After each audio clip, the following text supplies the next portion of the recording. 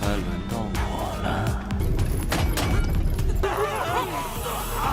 天道空间，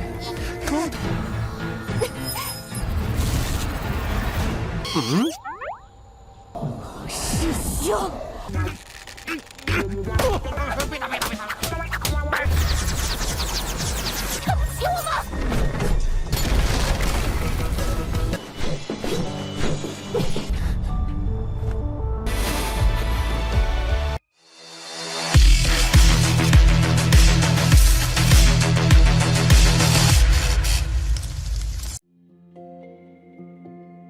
？Halo semuanya, selamat datang di Ruang Sinema. Bagaimana kabar kalian semua? Semoga selalu sehat dan baik-baik saja.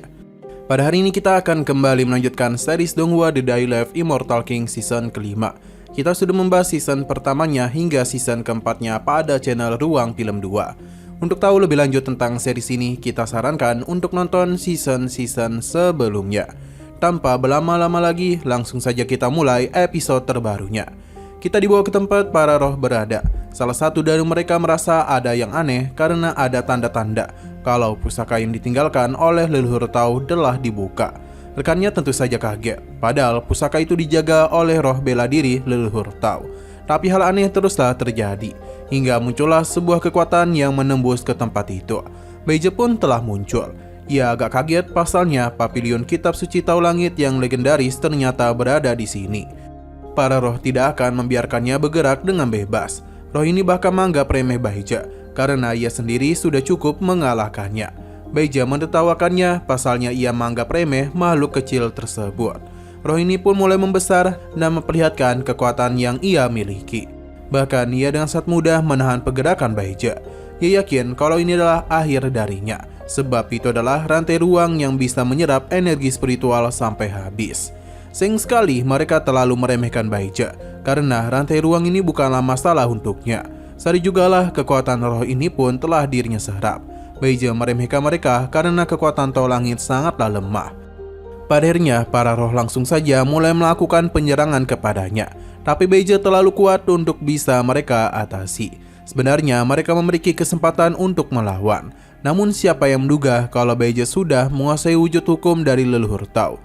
Sekarang adalah gilirannya untuk memberikan perlawanan kepada para roh. Teknik hukum ruang langsung ia gunakan untuk bisa menangkap mereka. Para roh ini pun tak bisa berbuat apapun lagi. Dan masing-masing kekuatan dari hukum ini sudah bersatu dengan Beije. Ini juga telah membentuk semacam Infinity Stone di tangannya. Dan begini, Beije telah menguasai seluruh ruang Tao Langit.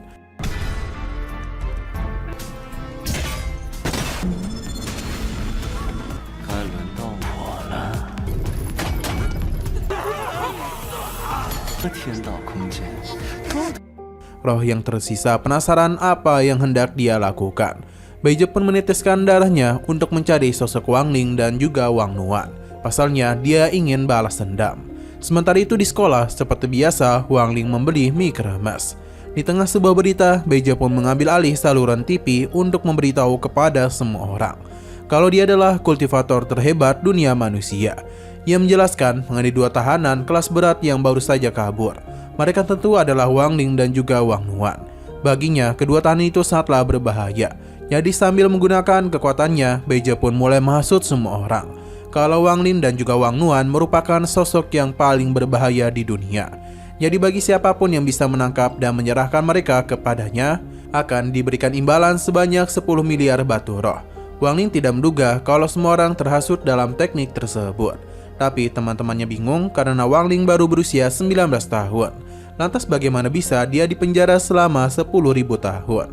Walaupun teman-temannya tengah terpengaruh oleh teknik itu, namun mereka mencoba untuk percaya kepadanya.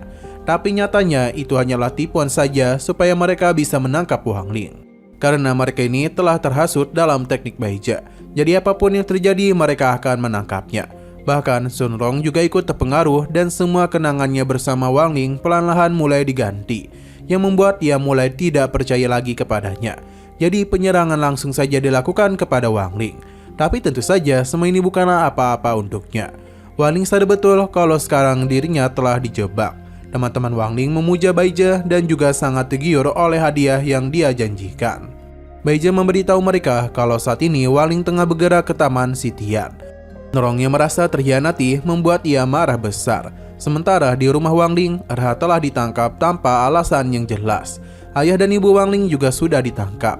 Erha teruslah disiksa karena diyakini merupakan rekan dekat dari dua buronan.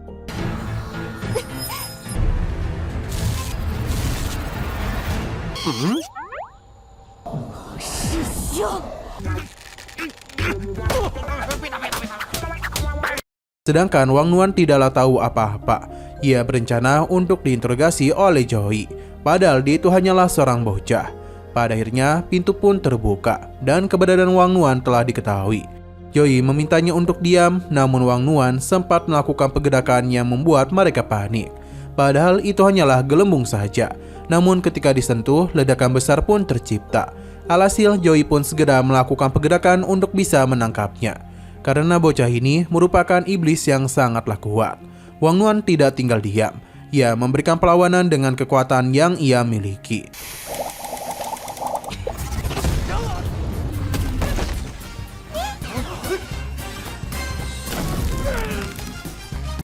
Di sisi lain, Wang Ling terus diincar oleh banyak orang. Bahkan semakin lama semakin banyak orang yang kemari. Mereka yakin Wang Ling tak bisa pergi kemana-mana lagi. Terlebih lagi, Sunrong sudah meminta kakeknya untuk membuat penghalang pelindung di taman bermain. Jadi ia tidak akan bisa pergi kemanapun lagi. Seluruh armada tempur juga telah dikerahkan hanya untuk menangkap Wang Ling seorang. Seluruh serangan langsung saja dilakukan, namun tidak ada satupun serangan yang bisa mengenai tubuhnya. Bahkan serangan Sunrong bisa dengan mudah Wang Ling hindari. Sunrong merasa Wang Ling tidaklah membalas karena telah meremehkannya. Namun di saat Wang Ling hendak menyerangnya, terlihat betapa mengerikannya dampak serangan yang dia ciptakan. Melihat ia yang lengah, Sunrong meminta untuk melakukan penyerangan. Namun Wang Ling dengan sangat mudah menepis roket tersebut. Di saat Sunrong terus-menerus hendak melukainya, Wang Ling mencoba untuk bisa menyadarkannya, sambil memberitahu betapa indahnya perjalanan yang selama ini mereka lakukan. Terdapat begitu banyak kejahatan dan kesulitan yang telah mereka lalui. Bahkan sudah tidak terhitung berapa banyak pertarungan yang mereka lewati. Begitu pula dengan janji yang sudah mereka buat. Namun bagaimana bisa Sunrong merupakan semua itu? Wang Ling terus-menerus berusaha untuk menyadarkannya. Bahkan dia juga kembali memberikan ciuman manja kepadanya, supaya Sunrong itu bisa sadar siapakah dirinya dan mengingat seluruh perjalanan yang telah mereka lalui. Dalam kilas cepat itu, Sunrong akhirnya mengingat semua kenangan mereka. Bahkan hatinya yang sudah terbelenggu juga telah berhasil dihancurkan. Dan begini Sunrong pun sadarkan diri juga.